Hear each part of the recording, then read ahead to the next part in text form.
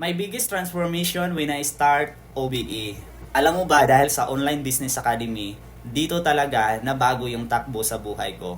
Yung dating palaging hingi ng hingi sa parents para merong allowance, ngayon isa na tayo sa kumikita ng malaki sa sariling effort natin dito sa Online Business Academy. So, sino ba namang mag-akala na ang isang bata na taga-probinsya, yung dating kabayo lang, yung inaatupag at mga hayop sa bukid, pero dahil dito sa OBE, nabago talaga yung buhay natin. Nagsimula ako dito, sobrang hirap kasi isa akong estudyante. So, ibig sabihin kapag estudyante, walang source of income, umaasa lang talaga sa parents, umaasa lang talaga sa allowance. So, ang dala ko lang talaga nung time na nag-start ako dito sa OBE is yung willingness na i-learn si OBE. Kaya right now, true enough, dahil ginawa natin na seryoso si OBE, kumikita na tayo ng multi 6 figures at a very young age. So kung ikaw may kakayahan ka na magsimula ka agad sa OBE at habang kaya mo pa na gawin ito, bakit hindi mo pa simulan ngayon?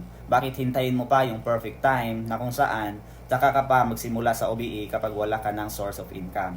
Kaya kung gusto mo na magkaroon ng side hustle, lalo't na't nahihirapan ka sa trabaho mo at matagal ka na dyan, pero wala kang naiipon, baka ito na yon ang pinipray mo. Kasi for me, ito yung answered prayer na opportunity talaga na dumating sa akin, kung saan dito ako kumita ng malaki, nakatulong sa pamilya at sa ibang tao. Kung gusto mong matutunan ito, i-comment mo, I want to learn. Ituro ko to sa iyo kung paano din ako nakapagsimula dito. See you in my inbox.